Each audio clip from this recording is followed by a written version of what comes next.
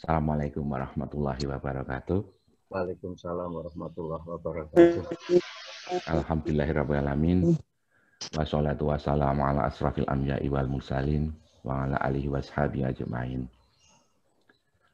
Allahumma sholli ala Muhammad wa ala ali Muhammad kama shallaita ala Ibrahim wa Ibrahim innaka Hamidum Majid. Rabbi shrah sadri wa yassir li amri wahlul 'uqdatam min lisani yafqahu qawli amma ba'du.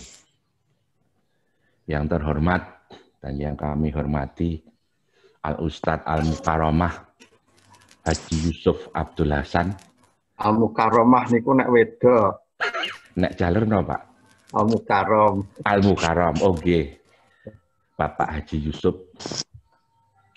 Turnuwun sudah berkenan untuk memberikan tausiahnya. Insya Allah ini yang ketiga. Berarti Pak Haji Yusuf ini menjadi idola bagi jamaah Adem Hati. Matur nuwun Pak Haji. Yang kedua, bapak-bapak, ibu-ibu dan teman-teman semua yang dirahmati Allah. Terima kasih sudah berkenan join di Zoom Sabtu pagi Ngadem Hati. Suaranya melebu iki. Om di mute Om. Pak Cari. Nah, Pak Kaji Hadi, Assalamualaikum. Wah, neng motor mabur tadi. Alhamdulillahirrahmanirrahim. Puji syukur kita panjatkan ke hadirat Allah Subhanahu wa Ta'ala atas segala rahmat, taufik dan hidayahnya. Maka pada hari ini kita diberikan nikmat sehat, keberkahan, kesempatan, diberikan umur panjang sehingga bisa bersilaturahmi, bertatap muka dengan kami semua yang ada di pengajian Yom Sabtu pagi Ngadem Hati. Sholawat serta salam tak lupa kita panjatkan kepada junjungan kita Nabi Agung Muhammad Sallallahu Alaihi Wasallam beserta keluarga dan sahabat-sahabatnya yang telah memberikan manfaat dan syafaat pada kita semua sampai hari akhir nanti. Sedap Jami Muni. Marilah pengajian Zoom pagi hari ini kita mulai dengan membaca doa basmalah bersama-sama. Bismillahirrahmanirrahim. Untuk selanjutnya, monggo Pak Haji Yusuf, waktu kami persilahkan. Atur nuwun. Assalamualaikum. Assalamualaikum warahmatullahi wabarakatuh. Waalaikumsalam. Alhamdulillahirabbil alamin. Allazi hadana li hada wa ma kunna linahtadiya laula an hadanallah. Asyhadu an la ilaha illallah wa asyhadu anna Muhammadan abduhu wa rasuluh. Allahumma shalli wa sallim wa barik ala sayyidil muttaqin wal mujahidin. Sayyidil anbiya'i wal mursalin Muhammad wa ala alihi wa sahbihi ajma'in wa ba'du. Wa ya ibadallah usikum wa iyaya bitaqwallah. Ittaqullaha haqqa tuqatih wa la tamutunna illa wa antum muslimun. Bapak-bapak, ibu-ibu, saudara-saudara, jamaah pengajian Ngadem Hati tiap Sabtu pagi rahimakumullah.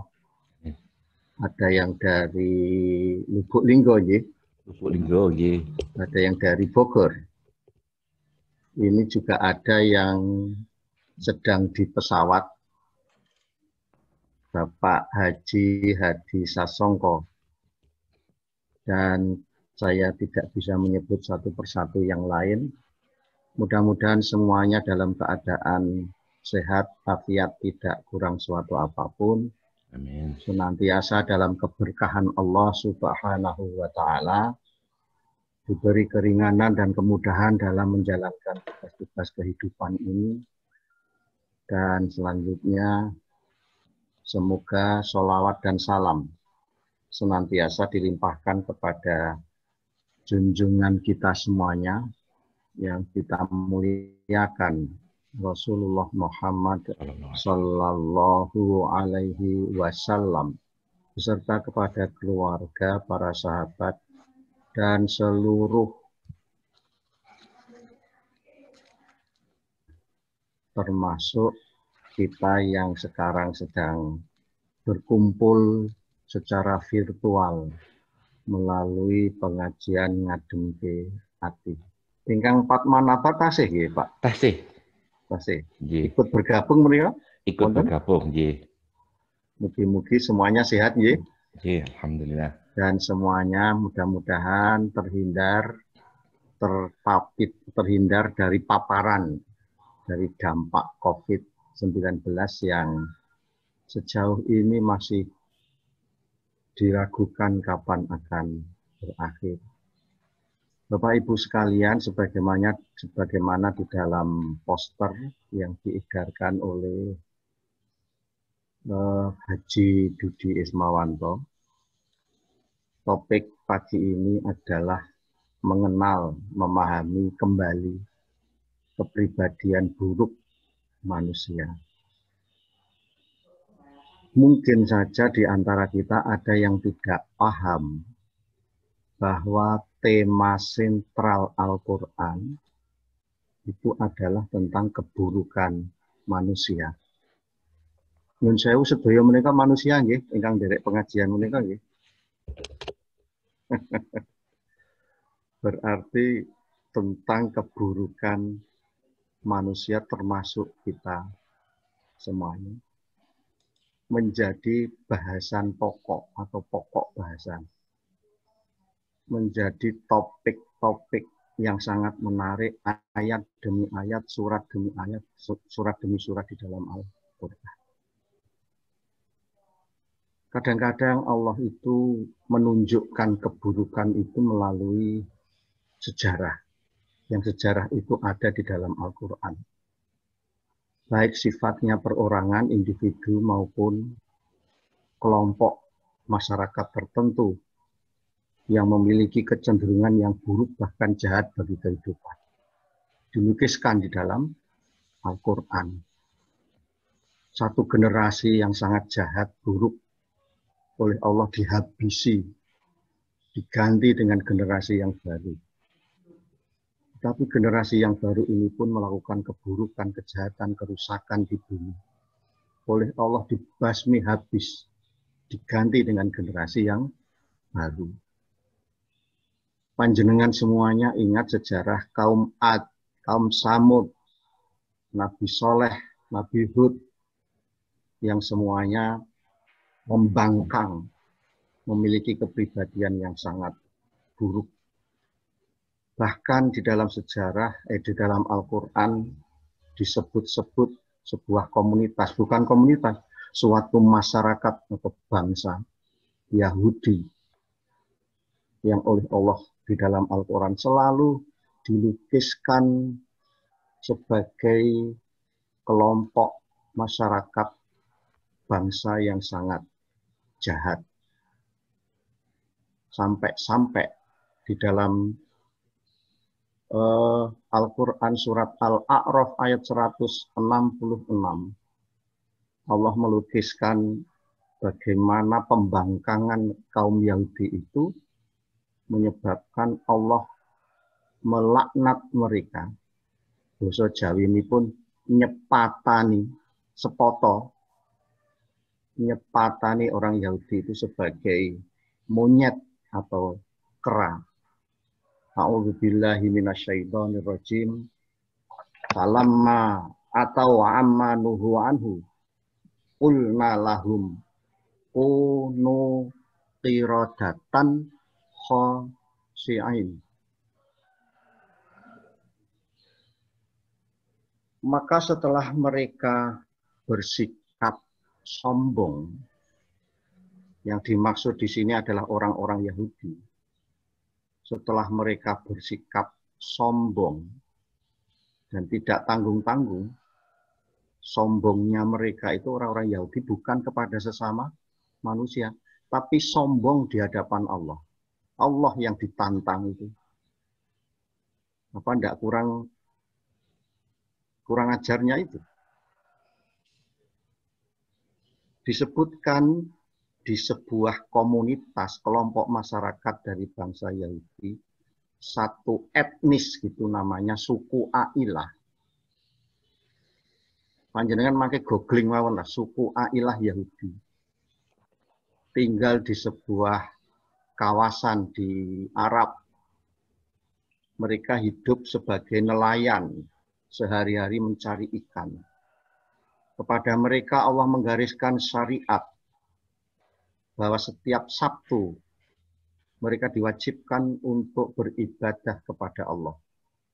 Dari situlah kita mengenal hari Sabtu, hari Sabat, hari perayaan, hari ibadah, hari peribadatan bagi orang Yahudi.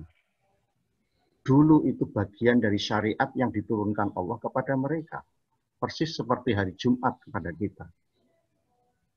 Di suatu pagi, di tepi pantai, menggelepar-gelepar ribuan ikan. Dan sengaja oleh Allah sengaja dibuat sedemikian rupa dalam rangka menguji suku Ailah itu. Melihat ikan yang begitu banyak menggelepar-gelepar di tepi laut, di pantai, maka suku Ailah itu pun semuanya mencari ikan. Lupa bahwa pada hari itu hari Sabtu yang seharusnya mereka gunakan untuk beribadah kepada Allah. Lupa kepada syariat Islam. Menyepelekan syariat Islam atau syariat Allah. Menganggap enteng syariat Allah. Peraturan-peraturan perundang-undangan tertib hidup yang digariskan oleh Allah. Itulah yang menyebabkan Allah nyepatani atau melaknat orang-orang Yahudi suku Ailah itu. Kunu qiradatan khosi'in. Qirdun itu den baguse nyomet atau monyet. Jadilah kalian monyet yang sangat hina. Di dalam kitab-kitab tafsir ayat ini didiskusikan sangat mendalam. Muncul di karangan para ulama tafsir, apa betul mereka akhirnya menjadi monyet? Ada yang mengatakan betul, berubah menjadi monyet. Ada ulama yang mengatakan mereka hanya berubah selama 3 hari. Selama itu menjadi monyet, tidak makan, tidak bisa beranak. Ada yang mengatakan mereka tetap manusia, cuma perilakune subositone niku subosito. Nyun sewu, esuk-esuk kula pun ngomongke den baguse monyet. Kadang-kadang di dalam Al-Qur'an Allah menunjuk person tertentu. Orang per orang, tidak lagi komunal. Tidak lagi satu masyarakat. Bahkan tidak tanggung-tanggung keburukan karena keburukan atau kejahatan tokoh ini diabadikan di dalam Al-Qur'an. Panjenengan sudah akrab dengan tokoh publik namanya Fir'aun. Gitu? Panjenengan akrab pada tokoh publik perempuan cantik kaya raya namanya Ratu Bilqis. Di dalam Al-Qur'an bahkan disebutkan nama tokoh itu langsung sebagai nama surat. Coba panjenengan buka surat Al-Lahab. Siapa itu Al-Lahab? Ya nama orang, gelaran orang. Kebetulan paman Nabi sendiri. Tabbat yada Abi Lahabi wa tab. Celakalah kedua tangan si Abu Lahab. Dan betul-betul sangat celaka. Kenapa disebut begitu? Kedua tangan Abu Lahab itu disepatani Allah, dilaknat oleh Allah sebagai tabbat, hina, celaka. Siapa itu? Tangannya Abu Lahab. Bagaimana tingkat kecelakaannya? Watab. Watab itu menunjukkan kecelakaan yang luar biasa. laknat yang luar biasa. Kenapa demikian? Karena perbuatannya yang sangat menyengsarakan Rasulullah Shallallahu Alaihi Wasallam pada waktu itu. Wamro'atuhu, bahkan istrinya. Mila bapak ibu panjenengan mereka kagungan bayi malih. Mereka kagungan putu pun pisan-pisan dijenengke Abu Lahab. Saking mantepnya anakku tak jenenge Abu Lahab kok. Padahal itu sangat buruk. Di lain tempat di dalam Al-Quran, keburukan manusia itu justru diangkat oleh Allah menjadi nama surat. Kitab suci kita itu kitab Al-Quran, kitab suci. Tetapi mungkin panjenengan tidak sadar beberapa nama surat itu menunjukkan tokoh publik yang sangat jahat karena kepribadiannya yang sangat buruk. Bahkan nama surat itu menunjuk langsung keburukan manusia. Jadi saya ulangi, keburukan, kejahatan manusia itu menjadi tema sentral Al-Quran. Ajaran pokok yang diajarkan kepada kita oleh Allah agar manusia bercermin. Mila menawi panjenengan kepingin mangertos sapa to aku iki sakjane. Mila berkaca, kemana berkaca? Ke Al-Quran. Dengan sedikit pengetahuan saja, dengan cara-cara kajian seperti ini, dengan bercermin kepada Al-Quran, Allah jelentrehke keburukan dan kejahatan kita semuanya. Tinggal kemudian, apakah manusia itu mau membuka hati? Maka ini sekaligus topik ini melanjutkan pengajian saya yang terakhir, kedua, tentang hati.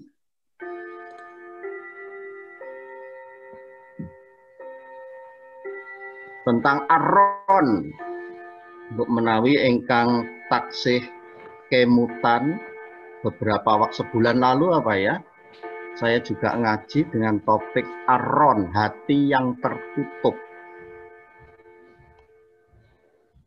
Ada yang menafsirkan hati yang tertutup itu dengan bahasa Jawa 3W. W apa? Napa menika? W. Besok ibu-ibu, bapak-bapak, W, huruf W ini. 3W itu maksudnya penyakit manusia, keburukan manusia. Representasi dari keadaan hati yang tertutup. Menapa menika 3W? W1 wangkal, W2 wangkot, W3 wungkul. Nyun ngapunten esuk-esuk pun ngrasani atine wong. Mungkin nek wonten sing kesindir nyun ngapunten nggih. Aja-aja awake dhewe niku kanggonan ketempatan penyakit 3W ini. W1 wangkal, wangkal niku ngeyel ra ana liya. Rumangsa paling bener, rumangsa paling pinter, rumangsa paling tua, rumangsa paling berpendidikan. Nek dikandani rumangsa ora butuh dikandani. Persis prejengane niku Firaun di zaman dulu. Rumangsa dhuwur, rumangsa kabeh sak kabeh diduweni, dipunyai, maka cenderung menolak kebenaran dan merasa paling benar. W yang pertama itu wangkal. Dan itu berserakan di dalam Al-Quran melalui ayat demi ayat. Bagaimana Allah menceritakan, mengisahkan orang-orang yang memiliki penyakit W yang pertama ini. W yang kedua itu wangkot. Wangkot menika alot, hati yang alot. Gambaranipun ngaten. sealot-alotnya daging sapi, sealot-alotnya daging kambing, itu kalau dibikin tengkleng, dibikin gulai, itu masih maknyus. Tapi sealot-alotnya hati manusia, sopo sing gelem. Ibu-ibu, halo, semuanya di situ. Kula nyuwun pirsa, Bu. Pripun rasane nek sing alot niku atine swami panjenengan? Bapak-bapak, halo. Halo. Pun tau ngrasake kaya ngopo alote atine bojo niku.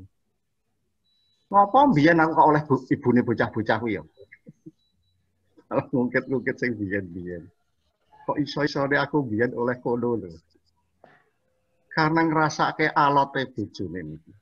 Diperkonah basa Jawa nyun sewu nggih. Dikapak-kapake niku angel. Disemoni ora krasa. Dinasehati bantah. Nek dikandani rumangsa luwih pinter. Dicontoni ora dong. Diseneni malah nantang. Niku wong ning satine alot. Kalau sudah wangkal-wangkot, maka akan meningkat menjadi wungkul. Wungkul menika keras, yang kerasnya melebihi batu Merapi. Dikapak-kapake mboten saged. Nek jenengan pukul pakai palu, palu ini jenengan akan bendal balik malah ngenani awake dhewe. Itu pengajian saya sebelum ini tentang Ar-Ron. Betapa hati manusia itu begitu tertutup, lalu menimbulkan berbagai perilaku, perbuatan yang kemudian menjadi label kuat kepribadian manusia. Dan itu sekali lagi menjadi pokok kajian di dalam Al-Qur'anul Karim. Allah Subhanahu wa Ta'ala kadang-kadang menggunakan metode amsal. Amsal itu permisalan. Artinya apa? Memisalkan sesuatu dengan sesuatu yang lain. Untuk apa? Agar lebih mudah dipahami oleh manusia yang kecenderungannya buruk tadi. Sampai-sampai Allah menggunakan metode amsal itu. Amsal, permisalan. Ada yang mengartikan amsal itu sebuah metode menggambarkan sesuatu yang abstrak dengan sesuatu yang konkret. Sehingga kita manusia itu lebih mudah memahami. Nah, di dalam Al-Quran, banyak sekali ayat yang menunjukkan Allah menggunakan metode amsal itu. Yang menunjukkan keburukan manusia dimisalkan dengan sesuatu yang lain, agar kita manusia itu mudah memahaminya. Contohipun napa Ustaz? Contohipun ngeten, surat Al-Jumu'ah ayat 5. Masalul ladzina hummilut taurata tsumma lam yahmiluha kamasalil khimari yahmilu asfaro. Allah memisalkan sikap atau kepribadian buruk manusia. Dalam hal ini seperti keledai. Mungkin kita kesulitan memahami sesuatu yang abstrak, yaitu keburukan pada diri kita sendiri. Lalu oleh Allah dimisalkan dengan sesuatu yang konkret, keledai. Yaitu keledai yang di punggungnya itu membawa beban kitab. Maksudnya apa? Keledai itu membawa kitab di punggungnya Tetapi apakah keledai itu memahami kitab yang dia bawa itu? Ya tidak ada. Nah, oleh Allah kita itu diberi beban, kitab suci namanya Al-Quran, ada di punggung kita. Apakah kemudian kita memahami Al-Quran itu, ngecak ke Al-Quran itu? Allah sangat keras, tipikal orang seperti ini dimisalkan, diamsalkan dengan keledai. Keras itu. Ya, mboten sah Al-Quran lah Bapak Ibu. Monggo mangke bibar jamaah Zoom menika panjenengan tindak datang gembira loko. Pados keledai. Nonton boten nggih Pak Dudi, gembira loko. Mangke panjenengan paringi buku matematika lare-lare SD niku. Pertanyaannya yang mudah, apakah kemudian keledai itu belajar matematika? Pak mboten toh. Masalul ladzina hummilut taurata tsumma lam yahmiluha, permisalan orang-orang yang oleh Allah, orang-orang itu diberi kitab Taurat, tsumma lam yahmiluha, kemudian enggan membawanya. Maksudnya enggan membaca, memahami, mengamalkannya. Kama salil khimari yahmilu asfaro. Persis seperti khimar, keledai yang membawa kitab. Ini contoh keburukan kita yang oleh Allah kemudian dibantu kita ini dengan cara memisalkan keburukan kita dengan keledai yang membawa kitab itu. Ada lagi di dalam Al-Quran, kalau tadi dengan terang. Ada di dalam surat Al-Ankabut ayat 41. Allah berfirman, A'udzubillahi minasyaitonirrajim. Masalul ladzi nattakhadhu min dunillahi awliya kama salil ankabut ittakhadzat baita wa inna auhanal buyuti labaitul ankabut law kanu ya'lamun.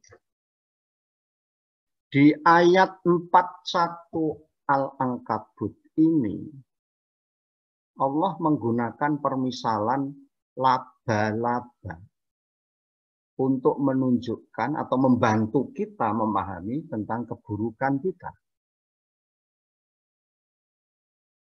Dalam hal ini yang dimaksud keburukan Allah pada diri manusia adalah kesukaan hobi manusia mengangkat pemimpin, mengangkat sesembahan selain Allah. Musyrik. Oleh Allah di ayat ini dikatakan semisal ankabut, laba-laba. Lalu Allah mengatakan sesungguhnya selemah-lemah rumah adalah rumah laba-laba. Laba-laba menika di satu sisi mencerminkan sebuah contoh kebaikan memang. Kebaikan pun terus pundi toh Bapak Ibu. Laba-laba itu sejenis hewan yang kalau membuat rumah dia tidak pernah membutuhkan bantuan orang lain, tidak seperti kita. Kalau kita mau bikin rumah butuh material, butuh tukang, butuh bantuan orang lain. Tetapi kalau laba-laba mau bikin rumah, materialnya cukup dari dirinya sendiri. Napa nggih? Iler napa-napa nyen sewu.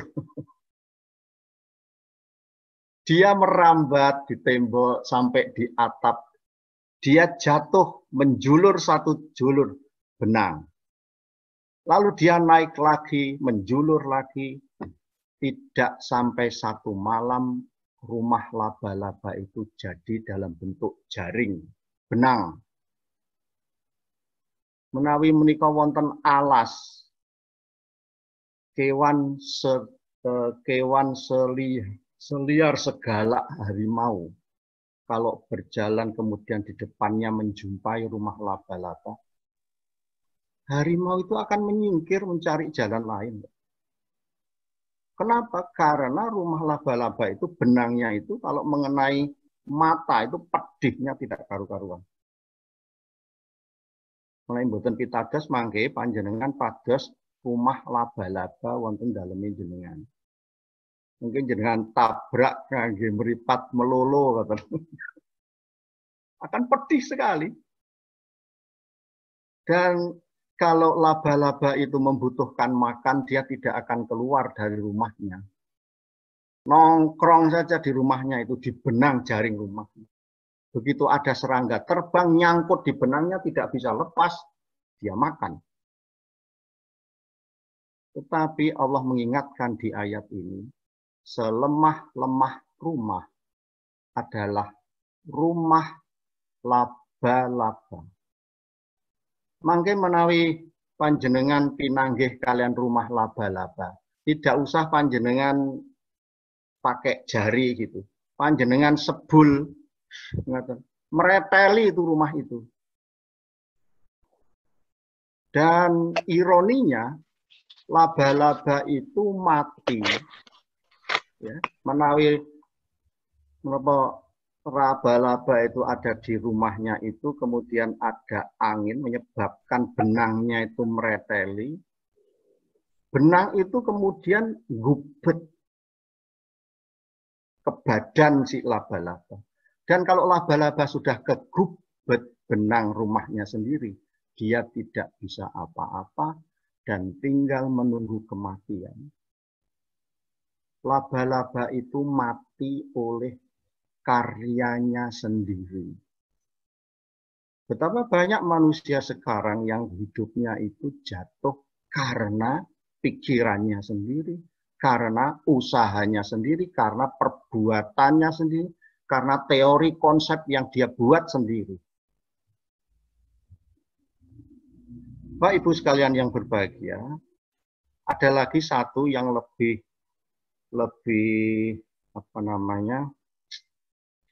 gegirisi, yaitu Allah menunjukkan keburukan pribadi manusia itu dengan cara amsal, memisalkan keburukan itu dengan sifat buruk binatang yang lain, yang dalam hal ini adalah, maaf ya, dalam bahasa anak muda sekarang, dengan seekor anjay.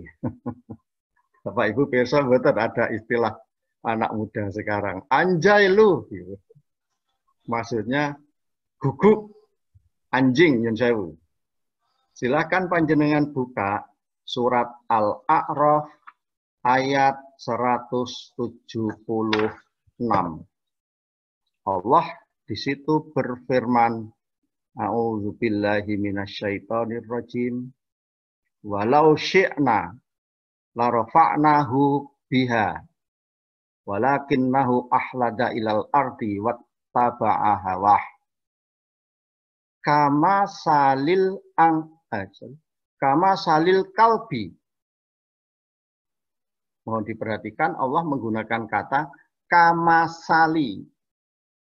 Semisal al-kalbi in tahmil alaihi yalhas au tatruku yalhas.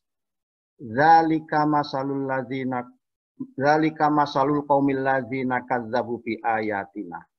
Faqsusil qasasa la'allahum yatafakkarun. Dan sekiranya kami menghendaki, sekiranya Allah menghendaki, manusia itu akan kami tinggikan dengan ayat-ayat itu. Sekiranya Allah kehendaki, kita ini akan ditinggikan oleh Allah dengan ayat-ayat Al-Quran. Di sanalah sumber petunjuk segala petunjuk. Segala sumber dari petunjuk Allah. Sekiranya Allah kehendaki, maka derajat kita akan diangkat oleh Allah. Tetapi Kata Allah, walakinnahu ahlada ilal ardi wattaba'a hawah. Manusia itu malah memilih mencintai dunia, wattaba'a hawah, dan mengikuti hawa nafsunya. Panjenengan pirsa mboten mengikuti mboten istilah anak muda sekarang, bucin menapa menika? Bucin menapa Pak Didi? Budak cinta kata anak muda sekarang. Cinta. Bagaimana manusia itu diiming-imingi oleh Allah. Seandainya Allah mengendaki, kalian akan diangkat derajatnya lebih tinggi dengan ayat-ayat. Manusia itu malah bucin, budak cinta terhadap dunia, wattaba'a hawa, dan mengikuti hawa nafsu. Maka prejengan, performance orang-orang yang macam seperti ini, oleh Allah dimisalkan dengan guguk dan bagusnya guguknya tadi. Rasanya ra enak esuk-esuk kok ngendikake. Okay. Mereka itu seperti anjing. Bila engkau halau, maka anjing itu akan menjulur-julurkan lidahnya. Tetapi jika kalian diamkan, maka anjing itu tetap menjulur-julurkan lidahnya. Nyun sewu nek kula pas muni ukara siji niki kok kalih nyawang Pak Dudi, mboten mergo Pak Dudi niku. Guyon iki guyon, esuk-esuk mboten usah serius. Sampai sebegitu rupa melet-meletnya anjing itu disebut loh di dalam Al-Qur'an. Pirsa mboten panjenengan? Soal menjulur-julurkan lidahnya si anjing itu disebutkan di dalam Al-Qur'an surat Al-A'raf ayat 170. Tadi saya matur, permisalan di situ apa sih? Permisalan itu adalah menggambarkan sesuatu yang abstrak dengan sesuatu yang konkret. Yang abstrak di sini apa? Sifat buruk manusia mencintai dunia dan mengikuti hawa nafsunya. Sapa menungso sing gelem ngakoni dengan sifat buruknya itu? Sepertinya sesuatu yang abstrak. Lalu Allah membantu kita dengan cara apa? Menyerupakan yang abstrak itu dengan sesuatu yang konkret apa? Melet-meletnya segawon kalau wau. Memang pada sisi lain banyak juga anjing yang memiliki sifat-sifat yang sangat baik, sangat berguna dan bermanfaat bagi kehidupan. Tapi untuk kepentingan kajian menunjukkan tentang keburukan manusia itu, Allah mengambil sisi buruknya. Wonten mriki segawon menika basa Arabipun kalbun, pakai K, kalbun. Nah, menika ingkang kula mboten mangertos, saya tidak paham mengapa kata ini diserap menjadi kalbu. Sedangkan aslinya bahasa Arab itu kolbun, hati, pakai Q, kolbun, hati, diserap ke bahasa Indonesia menjadi kalbu. Padahal kata kalbu dikembalikan ke Arab, artinya lain lagi, anjing. Seperti yang dikatakan Allah di dalam surat Al-A'raf ini. Mengapa anjing itu disebut kalbu? Kalbu itu dari kata kalaba. Apa arti kalaba? Kalaba itu kalau sudah menggigit sesuatu, maka sulit dilepas. Itu kalaba. Kalau sudah nyokot sesuatu, maka sulit dilepas. Itulah salah satu ciri dari anjing tadi. Menawi mboten pitados mangke sandal jepite jenengan niku jenengan toreh-torei darah ayam, begitu ada den baguse guguk lewat jenengan paringi sandale jenengan niku langsung akan dicokot. Begitu sandal panjenengan panjenengan tarik, semakin panjenengan tuh kuat menarik sandal panjenengan, semakin kuat menggigit. Itu kalaba. Sesuatu yang konkret. Oh kayak gitu toh, orang yang gigit nyokot dunia itu kayak gitu. Oh nek wis nyokot harta waris atau warisan, mbuh sawah, mbuh pekarangan, mbuh emas, perhiasan, mbuh duit, deposito, mobil, kendaraan, rumah, niku nek wis waris niku nyokot nyun ngapunten nggih, luar biasa. Nyokot jabatan, nyokot status, ajeng dadi lurah mawon kudu bayar pinten iki. Ajeng dadi bupati, gubernur, anggota dewan, ning nek wis dadi do nyokot.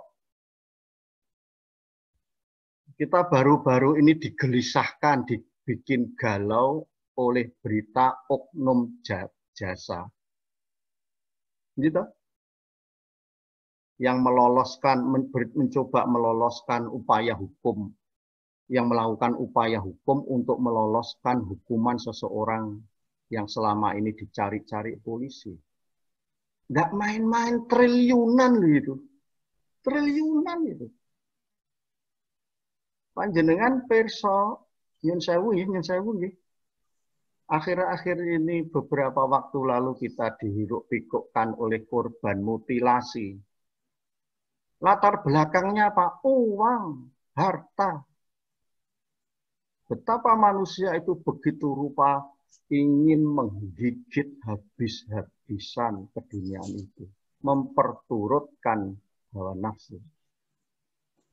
Maka seperti anjing. Yang kalau kalian halau, nek panjenengan gusah, maka akan menjulur-julurkan lidahnya. Tetapi kalau panjenengan mendel diam, tetap menjulur-julurkan lidahnya. Menunjukkan satu sifat liar. Menawi sampun liar, itu berarti tidak berpikir dari mana harta itu, tidak berpikir halal haram harta itu. Yang kedua, opo wae diemplok, digigit. Tapi kalau sudah bucin, budak cinta pada duniawi, opo kemawon dipun cokot. Kalau sudah begitu, yang ketiga, cerminan dari menjulur-julurkan lidah itu apa? Nek direbut wong liya, rumangsa direbut wong liya, maka dia akan mempertahankan dengan segala daya upayanya.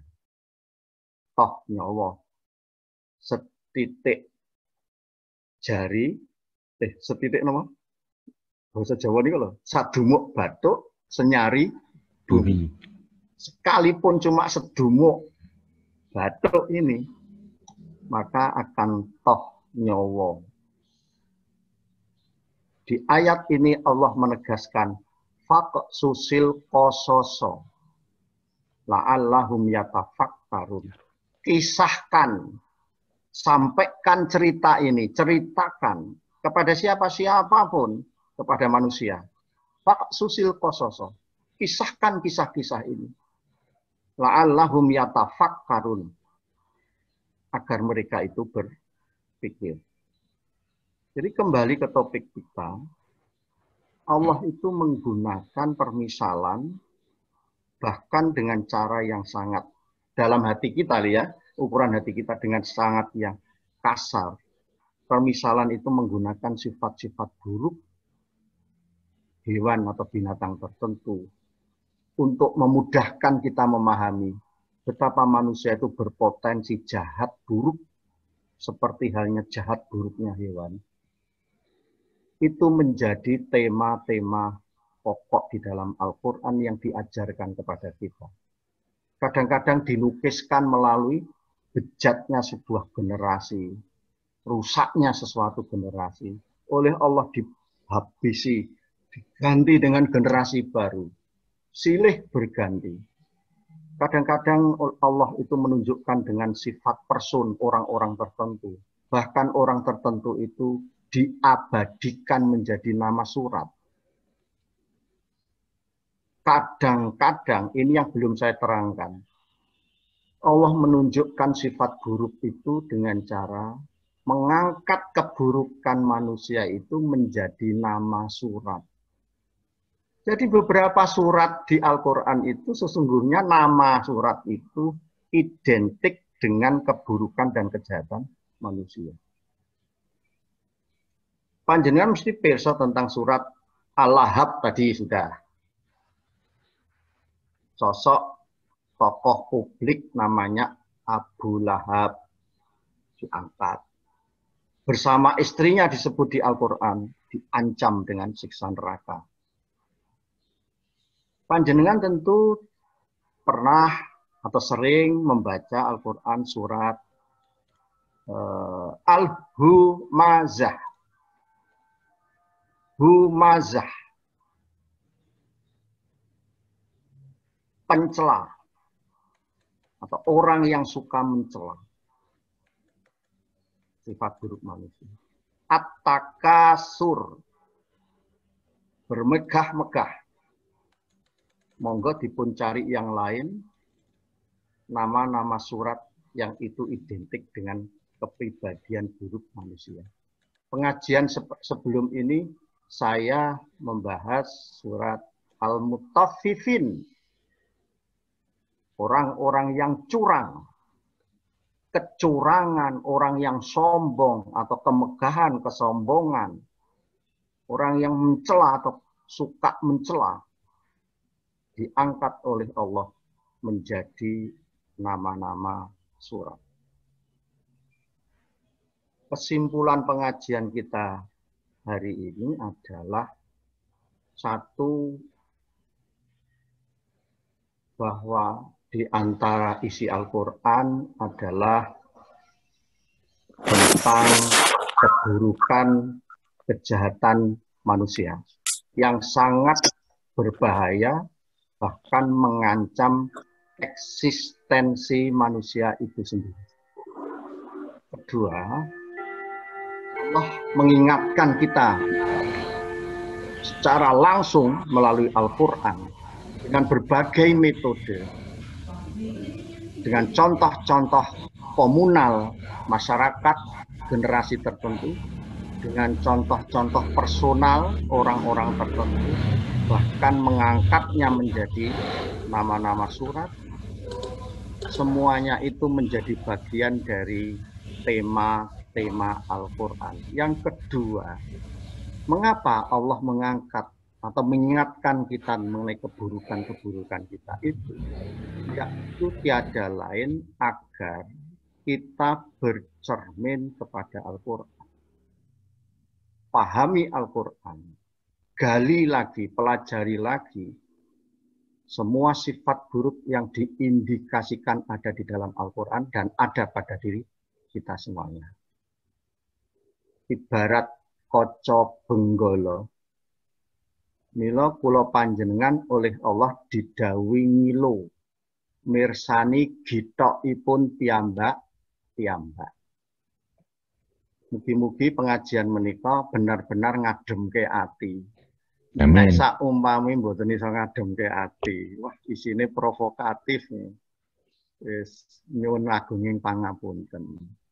Mugi-mugi Allah menguatkan kita semuanya, menguatkan istri, suami, anak-anak, cucu kita masing-masing, saudara-saudara kita, untuk terus membuka hati, membuka jiwa, mudah menerima petunjuk Allah, dituntun memperbaiki diri dari waktu ke waktu. Mudah-mudahan pada waktunya nanti semuanya husnul khotimah.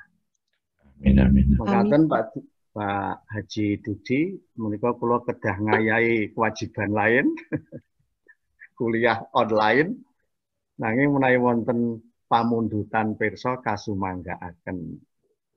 Tunggal mawon nggih. Nek ngersakake mangke episode selanjutnya. Monggo.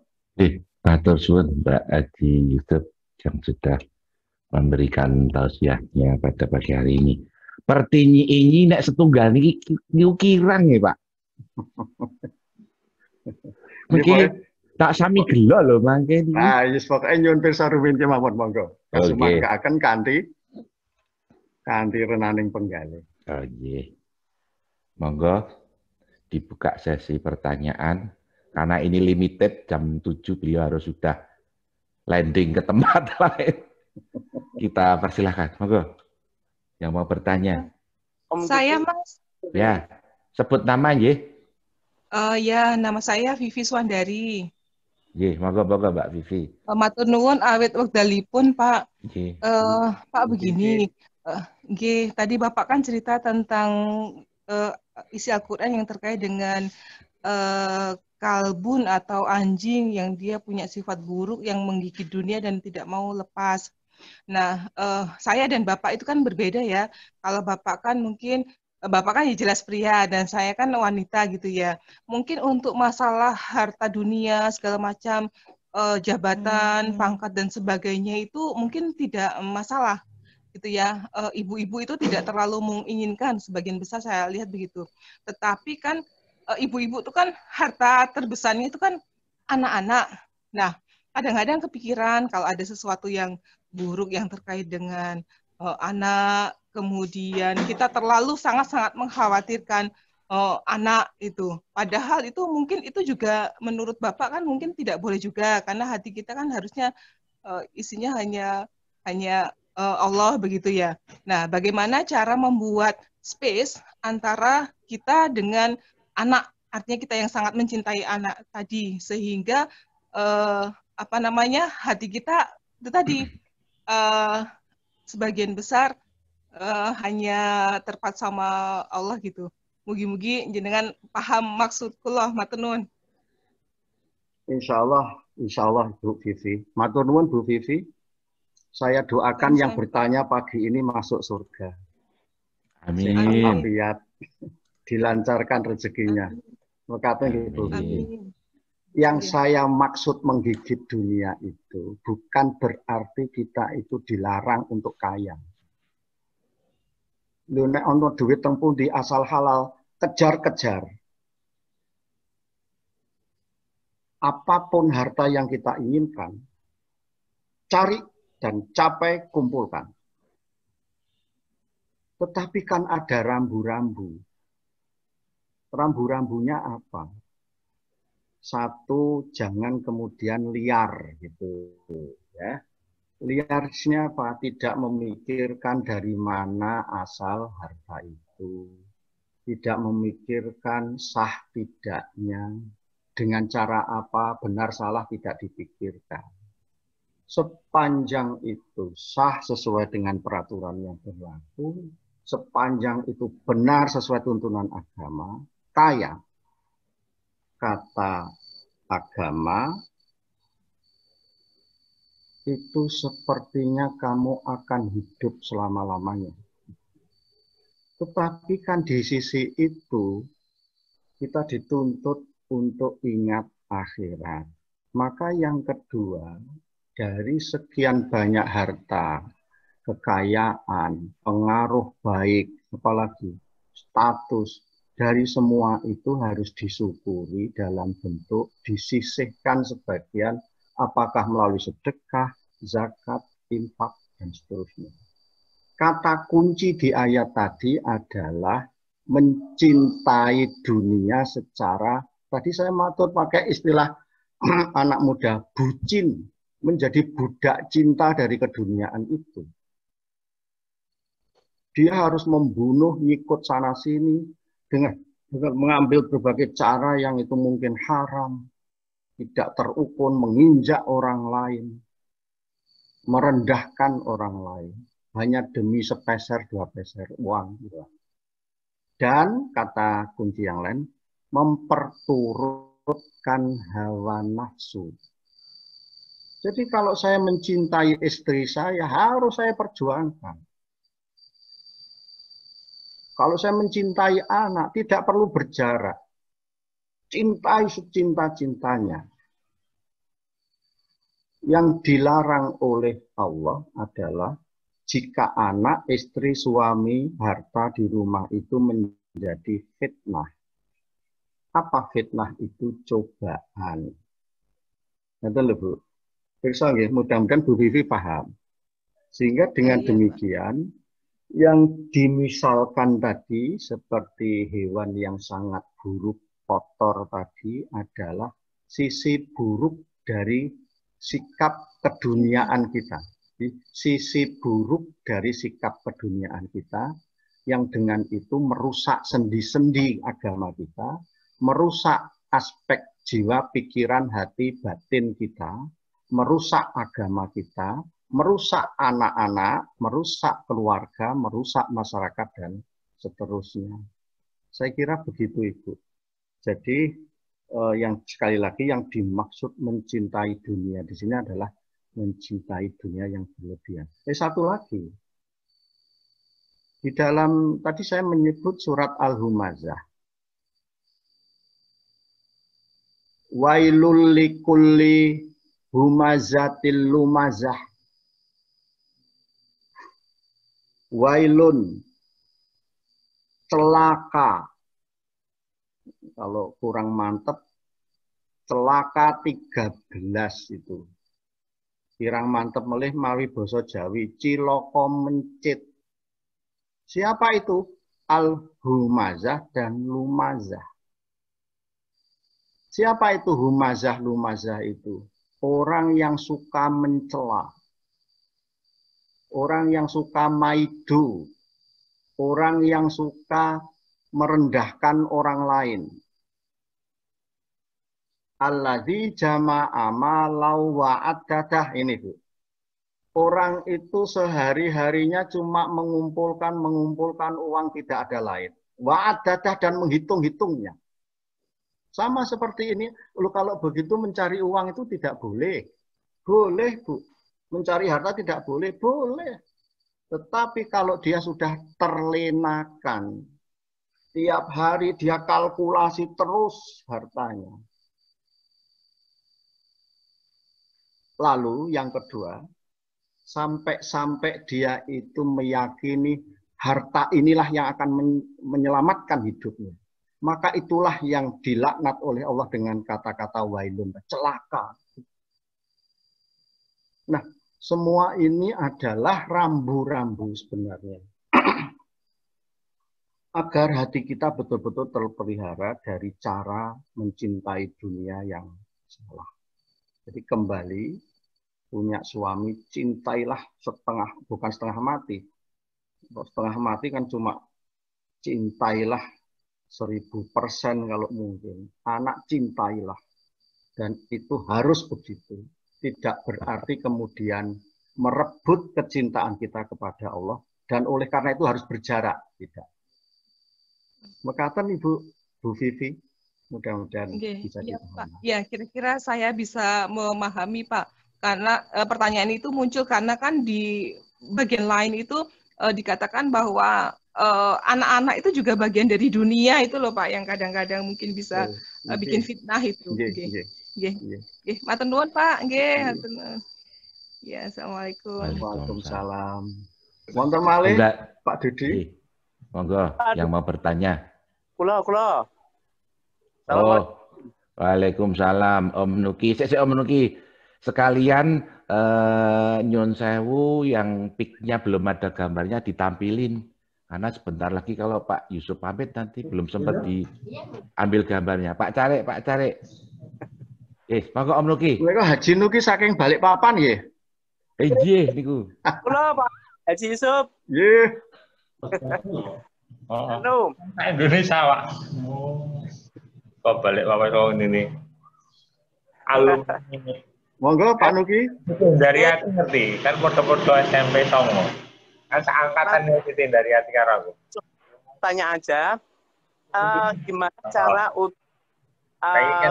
duwe kayak alumni menghadapi orang-orang yang SMP Songo. Wangkot sama wungkul itu tadi Pak. Apakah cukup diam atau bagaimana? Karena kalau dinasehati kan itu tadi malah nyokot gitu. Nah, itu apakah kita diamkan saja atau bagaimana? Terima kasih. Oke. Coba kita kembali kepada Al-Quran. Kadang-kadang terhadap orang-orang yang memiliki watak seperti itu, Allah itu menghabisi sehabis-habisnya. Dihancurkan itu orang-orang seperti itu. Ditimpa dengan hujan batu. Ditenggelamkan ke dalam bumi. Habis mereka. Itu satu. Sekali lagi, jangan salah paham. Kalau mengacu kepada Al-Quran, kadang-kadang orang-orang seperti itu oleh Allah dihabisi. Sampai habis satu generasi. Kemudian dimunculkan generasi baru. Tapi kadang-kadang ada juga yang oleh Allah seolah-olah diujo. Diujo, dibiarkan saja dengan silahkan dipuas-puasin gitu. Nah, orang Yahudi itu kurang apa? Kurang ajarnya itu. Dulu kita ingat, ya ini bukan GR loh, bukan karena nama saya Yusuf, terus kemudian saya merujuk ke Nabi Yusuf. Nabi Yusuf itu 10 saudaranya itu kan membunuh beliau. Dan belakangan kan kita tahu dari silsilah ini nanti akan melahirkan satu kaum namanya kaum Yahudi. Yang di sepanjang sejarah di dalam Al-Quran nyaris loh ya. Hampir-hampir Yahudi itu tidak ada baiknya. Tapi oleh Allah diuji itu. Sehingga kadang-kadang kita manusia yang dalam tanda petik normal-normal itu juga heran. Kok orang seperti itu enggak sekalian dimatiin aja ya. Dihentek kayak gitu. Lalu harus Pak Nuki ya. Kadang-kadang Nabi pun justru menyikapi itu dengan kebaikan. Kebaikan. Ketika Rasulullah teraniaya di Mekah, beliau kemudian ngungsi ke Taif. Sampai Taif, penduduk Taif pun melempari beliau. Beliau mengharapkan di Taiflah akan memperoleh ketenangan dan kenyamanan. Justru sebaliknya, di Taiflah Rasulullah memperoleh aniaya, penyiksaan, dan sikap-sikap jahat yang lain. Sampai malaikat Jibril itu menangis dan menawari kepada Rasulullah, jika engkau izinkan wahai Nabi, gunung itu akan aku timpakan kepada orang-orang Taif. Apa kata Rasul? Jangan. Jangan. Karena mereka itu belum tahu. Apapun sikap yang ditunjukkan oleh Allah sebagai metode kita menghadapi orang-orang jahat itu, itulah bagian dari hikmah kita manusia oleh Allah dihadapkan pada berbagai sifat buruk manusia. Cobalah kreatif. Kalau nggak iso iki ya iki. Ning ya aja sepisan-pisan meniru Allah, dihabisi dintek kayak gitu. Allah yang berkuasa. Wah, nek ana wong dipateni sisan wae. Kaya zaman apa itu? Zaman tahun berapa itu ketika Jogja itu preman-preman dihabisi. Silahkan panjenengan dengan kreatif, inovatif, memanfaatkan semua jalur.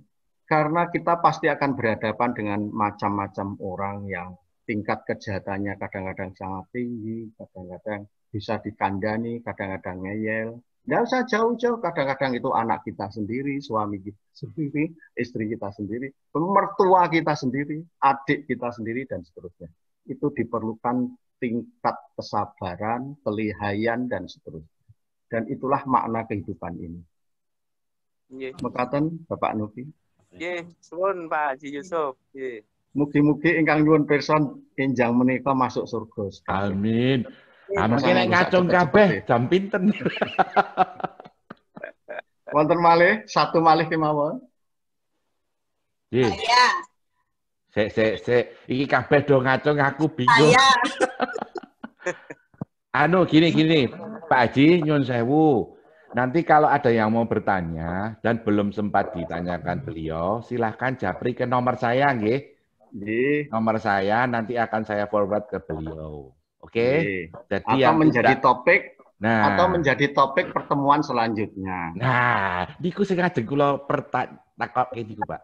Niki berarti enten babak selanjutnya to niki Bidang. Nah, kalau lagi pun ping telu berarti ada yang keempat. Wah, alhamdulillah kan ngoten ta. Namun ping 4 niku 2 wulan kas, 3 wulan kas gitu. Mangke saged diatur. Nggih. Deal ya, jadi nanti silahkan japri ke nomor saya. Menika wau setunggal malih kemawon. Kalau wau sampun Oh, wonten saya nah, ngoten. Sinten nggih, monggo. Sapa mau Mbak? Mau Mbak sapa? Yulita. Oh, nggih. Yulita. Monggo sebut nama nggih, matur nuwun. Saya Yulita dari Semarang. Oh, Semarang nggih. Nyun perso Pak, saya pernah mendapat pengajian bahwa kadang-kadang karakter seseorang yang buruk itu dipengaruhi oleh jin yang jahat. Itu bagaimana Pak? Sehingga sampai ada yang harus diruqyah dan sebagainya. Atur nuwun, itu saja yang mau saya tanyakan. Matur nuwun Bu Yulita. Mugi-mugi Bu Yulita tansah kaparingan sehat. Amin. Bersama keluarga. Terus Amin. dilancarkan rezekinya. Amin. Apakah betul yang namanya iblis itu bisa berpengaruh jahat? Betul, Ibu. Betul sekali. Dan itu gamblang dicetakke di dalam Al-Quran. Misalnya di dalam surat Al-Baqarah ayat 30. Wa idh qala rabbuka lil malaikati inni ja'ilun khalifah. Yaitu ketika Allah berfirman kepada malaikat akan menjadikan khalifah di bumi. Dalam hal ini adalah Adam dan kemudian anak cucunya dan seterusnya. Qalu ataj'alu fiha may yufsidu fiha wa yasfiku dima. Malaikat pun bertanya kepada Allah, apakah Paduka hanya akan menciptakan atau menjadikan orang yang suka merusak dan menumpahkan darah? Wah, niki ceritanya mungkin dawa saged setengah jam niki Pak Dudi. Ya boten napa-napa kula tak teng Semarang nggih purun kok. Alhamdulillah. Penting itu, Ustaz. Lah menik ngaten. Di ayat itu Allah bermaksud akan menunjuk Adam dan kelak anak cucunya sebagai khalifah. Nanging mangke rumiyin, jangan sampai kemudian panjenengan mengait-ngaitkan dengan sesuatu ideologi yang marak geger teng Indonesia akhir-akhir ini. Tidak usah saya sebut. Itu nanti aja, tidak usah dikaitkan dengan itu. Khalifah di sini adalah generasi baru, pengganti dari generasi lama. Itu khalifah maknanya. Generasi baru. Secara teks, secara harfiah, secara letterlek, kata khalifah itu dari kata kholafa mengganti. Khalifah itu menggantikan sesuatu dengan sesuatu yang baru. Nah, Adam itu akan dijadikan khalifah, berarti akan menggantikan sesuatu yang sudah ada. Maka disitulah kemudian muncul perdebatan mengenai apakah sudah ada manusia sebelum Adam. Atau ada yang menyatakan, ada yang bertanya apakah sudah ada makhluk lain sebelum Adam. Menawi panjenengan itu maos-maos kitab tafsir, hampir-hampir semua ulama itu bersepakat sudah ada makhluk sebelum Adam, tetapi makhluk itu bukan manusia. Apa? Iblis. Gitu. Nah, selama itu, sebelum kehadiran manusia di bumi, sebelum kehadiran Adam di bumi, iblis itu telah melakukan kerusakan, melakukan kejahatan, saling menumpahkan darah, sehingga Allah ingin mengganti generasi iblis itu dengan sesuatu yang baru. Apa? Adam dan anak cucunya. Itulah makna khalifah itu. Maka malaikat pun bertanya, ya Allah, apakah engkau akan menjadikan khalifah itu hanya orang yang suka merusak? Itu maksudnya adalah malaikat itu merujuk, karena selama ini sudah ada iblis, sukanya cuma merusak dan menumpahkan darah. Lah kok sekarang Allah akan menciptakan atau menjadikan seseorang di bumi sebagai khalifah?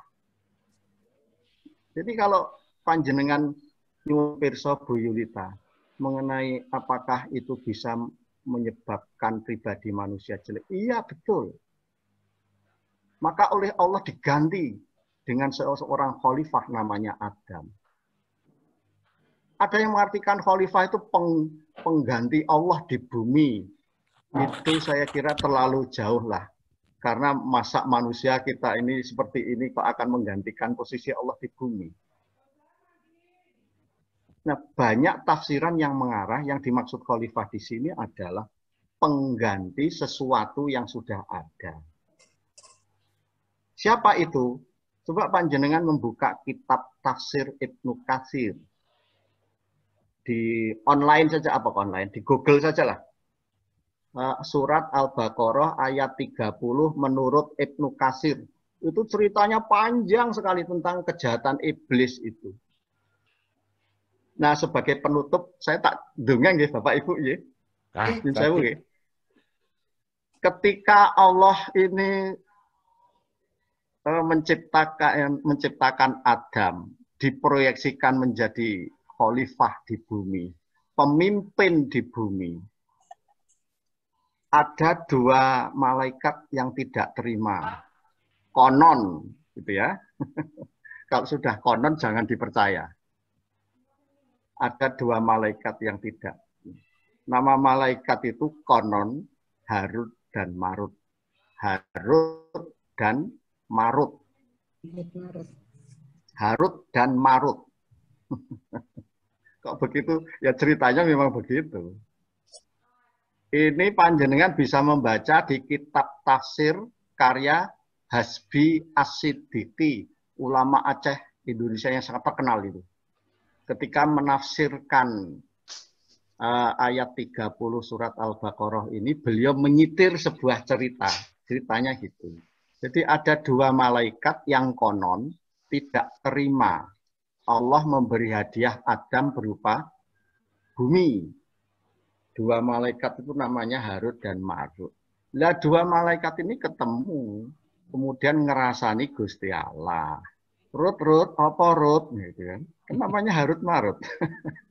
Yang Harut ngomong sama Marut, Marut jawab sama Harut. Rut, apa Rut? Allah itu tidak adil. Lah kok bisa? Manusia itu kan diciptakan dari tanah. Derajatnya lebih rendah dibanding kita malaikat yang diciptakan dari cahaya yang suci. Intinya Allah kemudian mendengar rerasanan mereka, lalu kedua malaikat ini ditanya oleh Allah. Dua malaikat ini rupa-rupanya lupa kalau Allah itu maha mendengar. Buat dirasani kaya apa tetap krungu, tetap mireng. Lalu ditanya oleh Allah, apa yang kamu bicarakan? Ya kedua-duanya merasa ketahuan, akhirnya ngaku. Ya Allah, Paduka itu tidak adil. Kami malaikat memiliki derajat lebih tinggi karena diciptakan dari cahaya yang suci. Sedangkan manusia Adam diciptakan dari segumpal tanah yang kotor. Masa Adam diberi jabatan khalifah, dihadiahi bumi? Seharusnya kami. Persis itu yang disitir oleh ayat 30 tadi. Malaikat itulah yang selalu bertahmid, bertasbih, membesarkan asma Allah. Kok malah Adam yang dikasih. Konon, nah sekali lagi saya menggunakan kata konon, jangan dipercaya. Allah kemudian mengubah dua malaikat itu menjadi dua manusia. Oleh Allah kemudian diturunkan ke bumi, menurut kisah itu jatuh di Irak. Dan di Irak kedua manusia, mantan malaikat ini, pensiunan malaikat ini, kemudian menjadi PNS. Ceritanya memang begitu. Menjadi hakim negara. Nah, setelah menjadi manusia, kan sifat-sifat malaikatinya hilang semuanya. Dulu tidak pernah lapar, setelah menjadi manusia jadi lapar. Tidak pernah merasa sumuk. Waktu menjadi malaikat taat terus pada Allah. Sekarang jadi manusia kok menjadi malas untuk beribadah. Last but not least, di cerita itu suatu hari Harut dan Marut ketemu gadis yang sangat cantik. Namanya Siti Zuhro. Ngapunten menawi wonten ingkang asmanipun sami. Menika konon loh. Ya seperti halnya manusia pada umumnya, pada akhirnya Harut dan Marut itu juga terheran-heran. Harut bilang sama Marut, Rut, apa Rut? Dulu sewaktu kita menjadi malaikat, ketemu wanita cantik tidak pernah merasa apa-apa. Sekarang setelah menjadi manusia ketemu wanita cantik, kok ana rasa greng ya Rut? Iya ya Rut ya. Singkat kata singkat cerita, konon Harut dan Marut tidak bisa menahan hawa nafsunya, maka diperkosalah Siti Zuhro itu. Setelah melakukan perbuatan tidak senonoh itu pun tentu sebagai manusia dia ketakutan. Maka sebelum ketahuan orang lain, Siti Zuhro itu mereka bunuh. Setelah membunuh Siti Zuhro, Allah memanggil lagi Harut dan Marut ke surga. Dan oleh Allah diubah kembali menjadi malaikat. Kun fayakun, maka berubah jadi malaikat. Terus ditanya oleh Allah, wahai Harut dan Marut, bagaimana sih rasanya menjadi manusia? Apa kata Harut dan Marut? Ya Allah, ternyata manusia itu lebih rumit, lebih sulit ketimbang malaikat. Di luar dugaan kami. Benar kiranya jika engkau memilih Adam manusia sebagai khalifah. Derajat mereka jauh lebih tinggi ketimbang kami malaikat.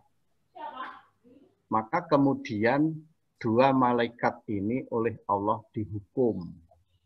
Konon, sekali lagi konon, mereka dihukum dengan cara digantung di sebuah sumur di Syria. Panjenengan tidak usah tanya, jadi PNS-nya di Irak kok kemudian dihukum di Syria. Adoe ra karu-karuan iki. Nah, begini Bapak Ibu. Cerita-cerita seperti ini adalah cerita-cerita bohongan yang sengaja diciptakan orang-orang Yahudi untuk mengaburkan Al-Quran.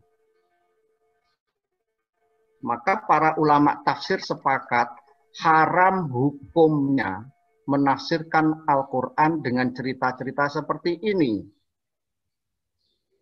Cerita-cerita yang dikarang-karang oleh orang Bani Israel atau Yahudi ini dalam rangka mengaburkan Al-Quran itu populer dengan namanya cerita-cerita Israeliat.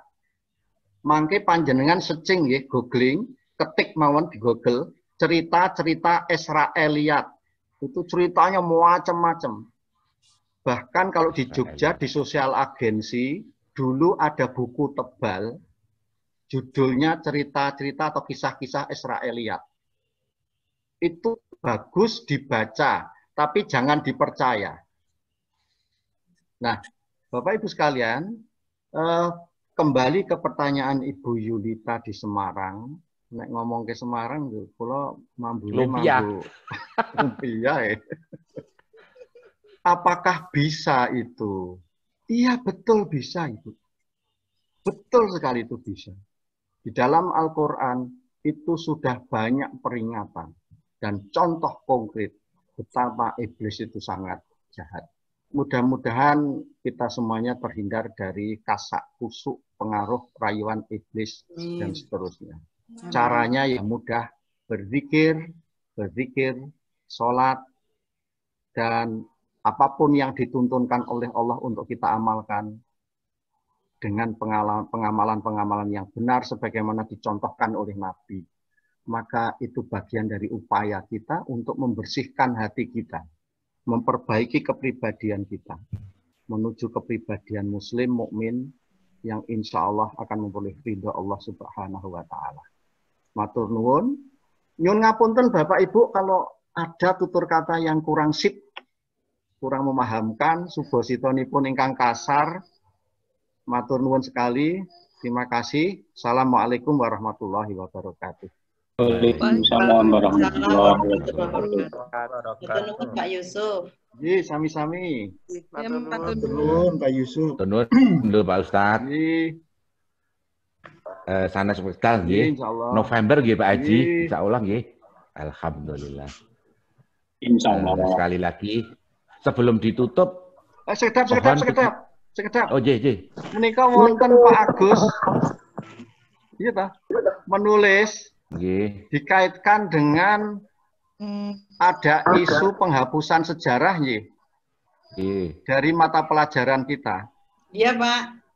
Nah, tadi saya sudah matur ketika saya menceritakan Anjay tadi, nyun sawu, Pak kok susil kososo, ta'allakum yatafakkarun, ceritakan atau kisahkanlah kisah-kisah ini agar manusia itu berpikir. Konteks ayat ini sangat cocok untuk kita jadikan rujukan, mempertahankan pendidikan sejarah di keluarga, di sekolah-sekolah. Itu perintah Al-Quran untuk kita belajar sejarah. Dan orang tua atau generasi terdahulu itu wajib mengisahkan, menceritakan ulang kisah-kisah, cerita-cerita masa lalu sebagai bagian dari pelajaran dan pendidikan kehidupan ini. Nyun ngapunten nggih Pak, sinten Kanjeng Pirsa menika?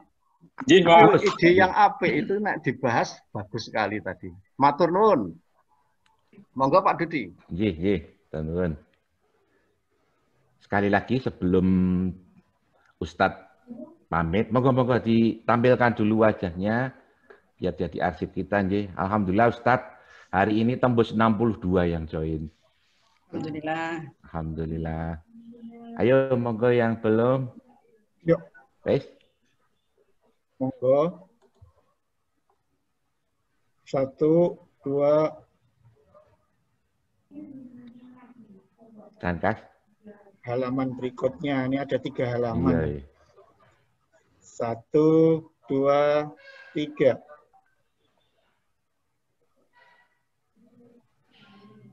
Satu, 2. 1, 2, 3. Dah. Oke, sip. Matur nuwun. Pak Haji, mangke sak derepun ditutup nyuwun doanipun nggih. Doa penutupnya nggih. Nggih.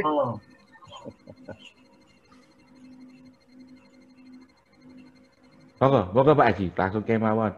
Sampun. A'udzubillahi minasyaitonirrajim. Bismillahirrahmanirrahim. Alhamdulillahirabbil alamin. Hamdan yuwafi ni'amahu wa yukafi'u mazidah. Amin. Ya Rabbana lakal hamdu kama yanbaghi li jalali wajhika wa 'azimi sultanik. Allahumma shalli wa sallim wa barik ala Muhammad wa ala alihi wa sahbihi ajma'in. Allahumma ighfir lil muslimina wal muslimat wal mu'minina wal mu'minat al ahya'i minhum wal amwat innaka sami'un qaribun mujibud da'awat. Allahumma arinal haqqa haqqa warzuqna ittiba'ah wa arinal batila batila warzuqna ijtinabah. Rabbana atina fid dunya hasanah wa fil akhirati hasanah wa qina adzabannar. Wa sallallahu ala Muhammad wa ala alihi wa sahbihi ajmain. Subhana rabbika rabbil izzati amma yasifun wa salamun alal mursalin walhamdulillahi rabbil alamin. Kepareng kula nyuwun pamit. Assalamualaikum warahmatullahi wabarakatuh. Waalaikumsalam. Pastor nuwun Ustadz Yusuf Abdul Hasan yang sudah memberikan tausiahnya pada hari ini. Alhamdulillah ini adalah yang ketiga beliau tampil di hadapan kita. Insya Allah bulan Oktober sudah penuh. Insya Allah nanti di bulan November Semoga beliau berkenan untuk bisa memberikan ilmunya lagi pada kita. Oh ya, habis ini yang masih ada waktu jangan live dulu karena nanti ada ngaji sebentar, nggih. Seharusnya tadi pagi ngaji dulu karena beliau keburu mau ngajar, maka jadwal tampilnya kita balik. Sebelumnya saya mengucapkan terima kasih kepada teman-teman Patmanaba 89, kemudian adik-adik dan teman-teman kita Patmanaba 90. Terima kasih sudah join. Selamat reuni, nggih. Semoga nanti setelah reuni menghasilkan sesuatu yang lebih bermanfaat untuk kedepannya. Kemudian teman-teman FTS PUI 89, terima kasih. Juga keluarga Alba Kota 2012, teman-teman Panam SMP 9, kemudian Bapak Ibu warga Balapan 57 Balapan, makasih Bape, Bu Guru, kemudian Mbak Dewi, dan teman-teman yang lain yang sudah sering gabung, ada Parman, ada Om Aris, kemudian banyak lagi ya, Nyun Sewu, monitornya nggak bisa cukup untuk menampung lebih dari 50. Yang jelas, insya Allah selama pandemi ini kita akan tetap bisa diusahakan untuk bisa hadir sampai nanti insya Allah di akhir tahun 2020. Jadi jangan lupa kalau setiap Sabtu pagi habis subuh sekitar jam 5.30 sampai jam 7.30, insya Allah Ngadem Ki Ati akan selalu hadir di Zoom pagi Sabtu, Zoom Sabtu pagi. Untuk selanjutnya, monggo Jeng Wisnu. Oh ya, sebentar. Saya mengucapkan terima kasih untuk Pak Haji Harsoyo. Terima kasih Bapak sudah berkenan join. Insya Allah nanti di bulan November kalau Bapak berkenan, kami suun lagi untuk berbagi, Pak. Insya Allah Mas Budi. Saya juga Patmanaba ini 7 Pak Harsoyo ini ternyata kakak kelas kita, beliau alumni tahun 72 Pak. 72, alhamdulillah. Sebetulnya hari ini tadi ada tamu istimewa, yaitu teman saya waktu kecil di Kota Gede, namanya Mas Kaji Sahadataan. Beliau adalah putra dari Kiai Haji Asadumam. Jeng Wisnu pasti tahu Kiai Haji Asadumam adalah yang membuat buku Iqra. Tadi malam saya sempat jabrian dan alhamdulillah pagi ini tadi join, belum sempat saya sapa, cuma karena mau ngantar ke sekolah, dianya live pamit. Jadi insya Allah nanti di Sabtu depan beliau bisa hadir lagi. Suatu kebanggaan kalau semakin banyak lagi yang bisa hadir pada hari ini. Atau dua nggih, monggo Jeng Wisnu. Pamit nggih.